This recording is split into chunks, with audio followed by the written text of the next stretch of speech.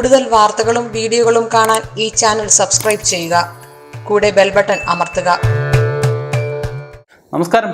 ഏഷ്യാനെറ്റ് ടിവിയുടെ എപ്പിസോഡിലേക്ക് എല്ലാ മാന്യപ്രേക്ഷകർക്കും സ്നേഹം നിറഞ്ഞ ഹൃദയം നിറഞ്ഞ സ്വാഗതം. അതാണ് വിഷയം. ഒരിക്കലും പൂജയ്ക്ക് എടുക്കാൻ പാടില്ലാത്ത പൂക്കൾ. അതായത് ഇപ്പം വരുന്ന പല ഭംഗിയുള്ള പൂക്കളും പൂജയ്ക്ക് ചിലതൊന്നും എടുക്കാറില്ല. ചിലതൊക്കെ മാലയ്ക്ക് ഇടയ്ക്ക് കെട്ടിയെടുക്കാറൊക്കെ ഉണ്ട്.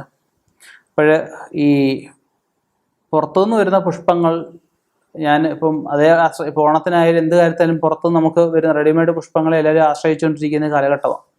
കാരണം ഇവിടുത്തെ കൂട്ട് ശുദ്ധഗതി എന്ന് പറഞ്ഞു കഴിഞ്ഞാൽ പുറത്തോട്ടൊന്നും വരുന്ന സ്ഥലത്തൊന്നും ഉണ്ടാവില്ല. ആന്ധ്രയായാലും കർണാടകയിലും മറ്റേ കുറ്റമായിട്ട് ഞാൻ പറയുകയല്ല, അവിടെയും കൂടെ സ്ഥിതി നമ്മൾ മനസ്സിലാക്കണം. ഇപ്പോൾ സ്ത്രീകളൊക്കെ ചില പുറത്തായിട്ടായിരിക്കും പോയി പുഷ്പങ്ങളൊക്കെ പിച്ചുന്നത്. ഇതൊക്കെ പിച്ചിട്ട് കൊണ്ടുവന്നിട്ട് കഴുകു പോലും ചെയ്യാതാണ് ഇത് പാക്ക് ചെയ്തിട്ടാണ് നേരെ ഇങ്ങോട്ട് കൊണ്ടുവരുന്നത്. ഇവിടെ കൊണ്ടുവന്ന് നമ്മുടെ ക്ഷേത്രങ്ങളിലായാലും നമ്മളായാലും ഒക്കെ എടുക്കുന്ന ഈ പുഷ്പങ്ങളാണ്.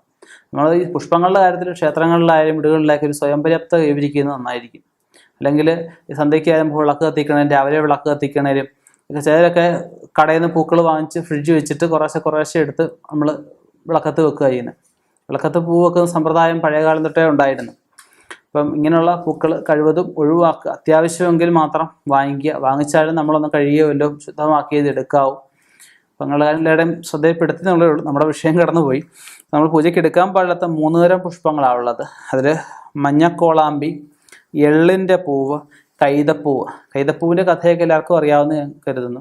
അതായത് ഒരു മത്സരം നടന്ന സമയത്ത് ശിവൻ്റെ ഒരു ശിവലിംഗത്തിൻ്റെ മുകൾ വശം തേടി ഒരാൾ പോവുകയാണ്.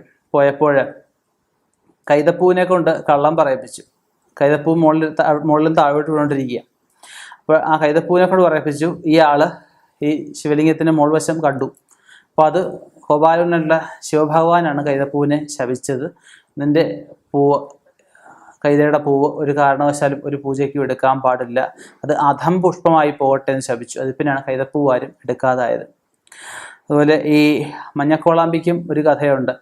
ഒരു പ്രായമായ വ്യക്തി ഒരു പുഷ്പങ്ങൾ പറിക്കാൻ പോയ സമയത്ത് പൂക്കളൊക്കെ പറിച്ചു വന്നപ്പോഴത്തേക്കും മഞ്ഞക്കോളാമ്പി ഇയാളിനെ അധിക്ഷേപിച്ചതായിട്ടും അങ്ങനെ ആ ഒരു വ്യക്തി ഈ മഞ്ഞക്കോളാമ്പി ശപിച്ചതായിട്ടും ഒരു കഥ പറയപ്പെടുന്നുണ്ട് പുരാണങ്ങളിലൊക്കെ.